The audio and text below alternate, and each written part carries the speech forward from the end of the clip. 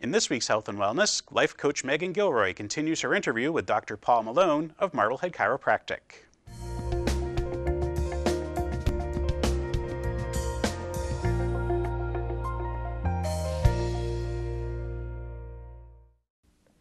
Many of us have heard of chakras, but we might not know if it's real or where they are in our body or just exactly what they do. So fortunately, we're here with Dr. Paul Milone of Marblehead Chiropractic, and he is going to illuminate this Eastern system of energy healing.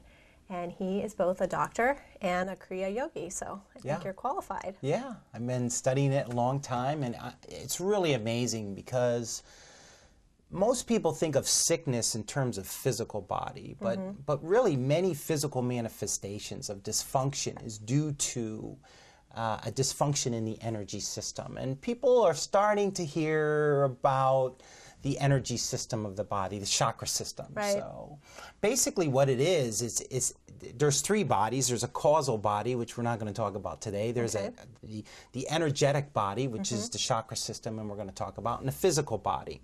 The chakra system, and what's interesting is when you really look at that, there is a correlation between the energetic body and the physical body.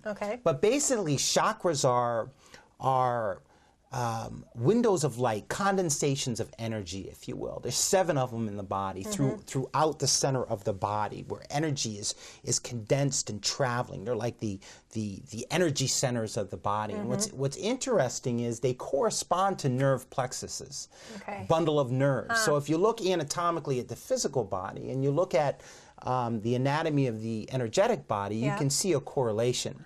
The other thing is the main energy channel in the body is the Sushumna, it's called. That's where energy travels from the base. The Kundalini travels up the Sushumna and then out through the crown chakra. You hear about that in yoga. That's right. Well, the Sushumna corresponds to the spinal cord anatomically. And then you might have heard of the Ida and Pingala. Those are the 2 minor energy channels traveling alongside. That corresponds to the sympathetic chain. So it's really interesting when you look at the physical body and the energetic body. So there is an overlap between the two, and you must somehow address both of those when you work with people in your practice? Absolutely.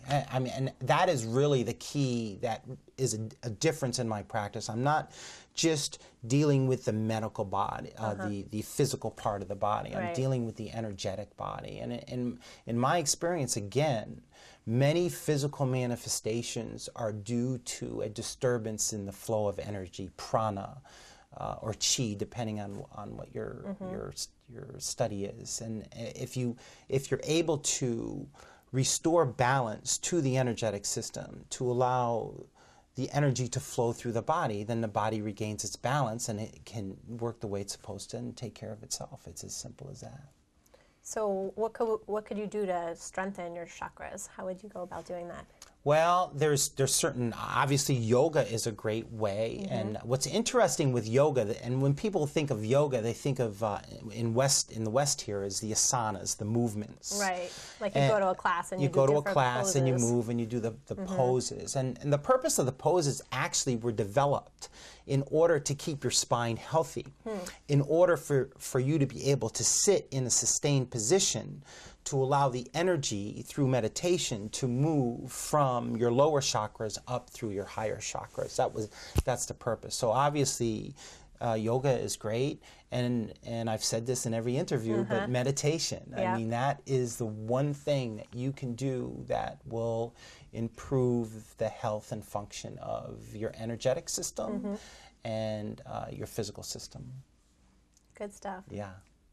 So I have to ask you, why do they always show chakras with colors, kind of like swirly colors around them? Well, each chakra corresponds to a different color. So energy is light, and there's no coincidence that light has a spectrum. You know, when we see light, we see just white light, but when you put it under a prism, it breaks it up into different colors.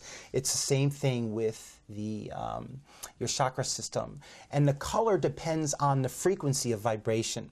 So the lower chakras tend to be a lower vibration, and the higher chakras tend to be a higher vibration. So that's why there is different colors, if you will. Well, thank you for illuminating Yeah, that. you bet. So if you are interested in some more information about Dr. Paul and Marblehead Chiropractic, you can go to their website, marbleheadchiropractic.com. And next time we are going to finally talk about meditation. I do this daily in my life. It keeps me sane. And Dr. Paul is going to talk about the benefits and why you might be interested in trying it too if you don't already have a practice. So take care. See you next time.